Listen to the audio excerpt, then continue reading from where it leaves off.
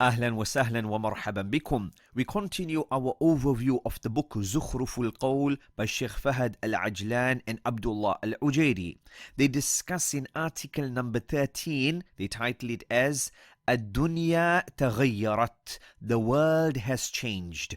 And so the individual, he says that, dear brother, the world has changed. We are not living in the deserts of Arabia 1400 years ago, nor are we living in the heydays of the Abbasids or the Ottoman empires. We are living in the modern, technologically advanced internet age. So the world has changed, dear brother.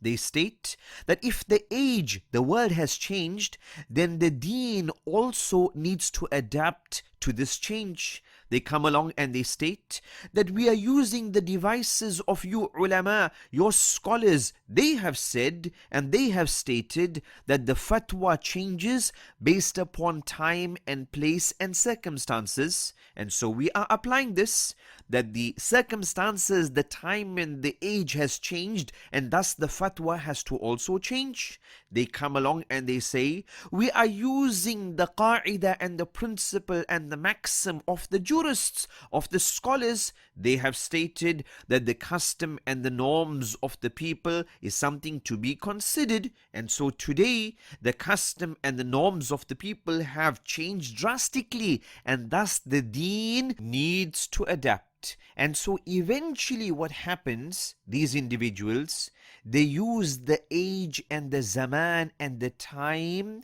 as the judge. And no longer is the Quran and the Sunnah the judge. Rather, the age that we are living it becomes the judge over all matters. And then within this group, you find the extremists who state that the world has changed, and thus the texts of the Quran and the Sunnah and the rulings of the Quran and the Sunnah, they were meant for a certain period of time, and they cannot be universally applied. They basically state that the Quran and the Sunnah and these rulings, they have passed their expiry date. They have expired. And then there's the other group, they're not as radical. They would come along and state, well, we don't outwardly completely reject the application of the Shariah, but there are certain rulings that cannot be applied. They pick and they choose. They accept some and they reject others. To the first group, we state that the Shariah is comprehensive and the Shariah is suitable for all times and all places. And the proofs,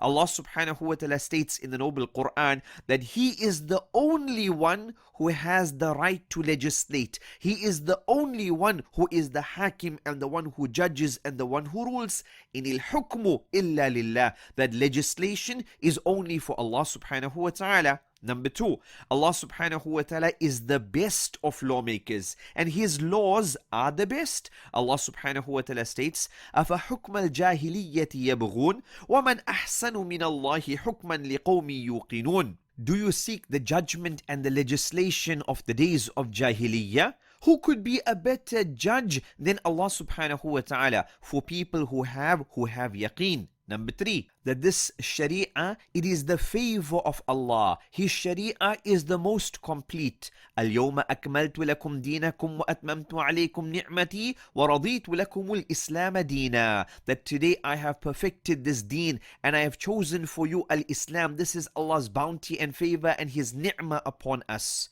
So does this indicate an expiry date? Does this indicate that the Shariah is only valid for a certain period of time? Absolutely not. Number 4, that this Shariah, it is protected from distortion. Allah subhanahu wa ta'ala says, إِنَّا نَحْنُ نَزَّلْنَا الذِّكْرَ وَإِنَّا لَهُ لَحَافِظُونَ. That we have revealed this reminder, this Quran, and we will be the ones who will protect it. Number 5, the promise of Allah that His Shariah will be supreme. هو الذي أرسل رسوله بالهدى ودين الحق ليظهره على الدين كله ولو كره المشركون. That Allah subhanahu wa ta'ala is the one who sent. He sent His messenger with the guidance and the deen which is upon the truth. ليظهره على الدين كله. So that it would be supreme over all other religions, even though the mushrikeen, they dislike it. Number 6, Allah subhanahu wa ta'ala orders that we must judge by His law. Allah states,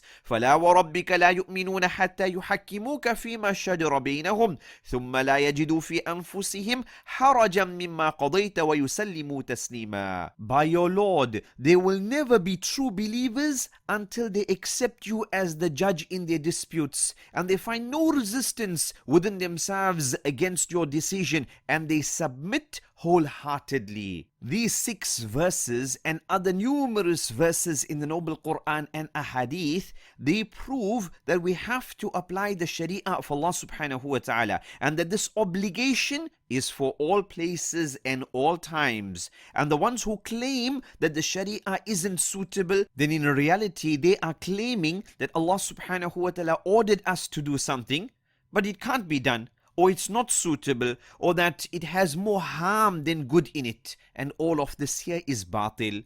We also state to both of these groups that you claiming such and such is no longer suitable, in reality what you are claiming is that there is abrogation, that there has been naskh which has taken place. And naskh or abrogation can only take place via wahi. Did you receive wahi? You are stating that this ruling, this matter of the Sharia should no longer apply. So this is what? This is abrogation, this is naskh.